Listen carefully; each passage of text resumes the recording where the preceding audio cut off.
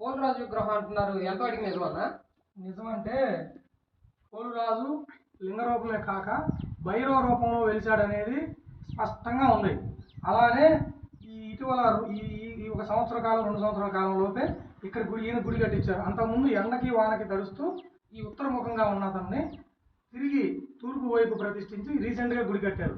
ఈయన ఎప్పుడు ఉత్తరముఖంగా భైరవ రూపం అంటే బట్టలు లేకుండా ఆయుధాలు పట్టుకొని స్పష్టంగా కాలభైరవుడు అనిపించే విధంగా పోలురాజు ఇక్కడ వెలిశాడు. వీళ్ళు ఈ కాటమరాజు వారి వంశానికి 60 ఏళ్ల పాటు ప్రతిదానికి ఆపదకి శుభానికి అన్నిటికీ వారికి శకునములు శుభశకునం అపశకునములు చూపిస్తూ వారికి అంటే ఒక పెద్దలాగా గైడెన్స్ లాగా అన్ని వేళలా కాపాడుతూ 60 ఏళ్ల పాటు ఉంటూ ఇక్కడ తన సత్యాన్ని చాటాడు అనేది ఒక పురాణం నుంచి ఉన్న చరిత్రలో ఉన్న స్పష్టమైన ఆధారం.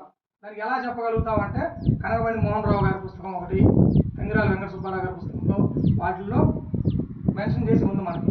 అలాగే లోకల్గా కొమ్ములు వారు పోలురాజు కథ అనే ఒక వృత్తాంతంలో పోలురాజు గురించి ఆయన 3 తరముల్లో మూడు జన్మల్లో కూడా దైవవంశగా అలానే ఆఖరిగా ఇక్కడ ముక్కంటితో జరిగిన యుద్ధం తర్వాత అనంతరం జంగాలను కాపాడి శ్రీశైలాన్ని పంపించి శ్రీశైలం మల్లికార్జున స్వామి వరం చేత ఇందాక చెప్పిన విధంగా వరప్రభావం చేత ఇక్కడ వెలిసి పూజలు అందుకోమని సాక్షాత్ శివుడు ఇచ్చిన వరం వల్ల భైరవ రూపంలో ఇక్కడ వెలిశాడు. అక్కడ లింగ రూపంలో సోదరుతో పాటు వెలిసి పూజలు అందుకున్నాడు. అంటే కొండపైన లింగ రూపాన, కొండ దిగున భైరవ రూపాన ఈ క్షేత్రాన్ని కాపాడుకుంటూ ఉన్నాడు.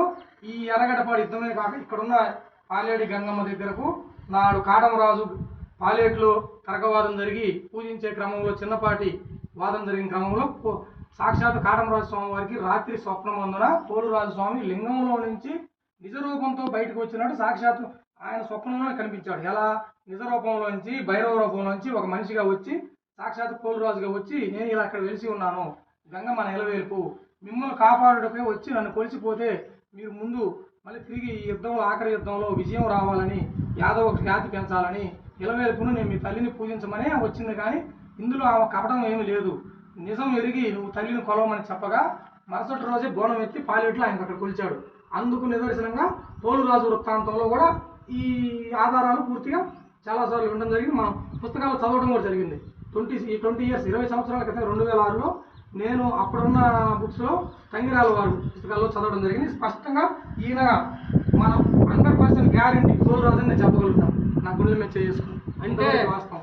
ఈరోజు ఈ కాటమరాజు చరిత్రకు సంబంధించిన దాంట్లో పోలురాజుగా కొండగా పిలువబడుతున్న ఈ ప్రాంతం ఇదే పోలురాజు కొండ అంటారు. ఇక్కడ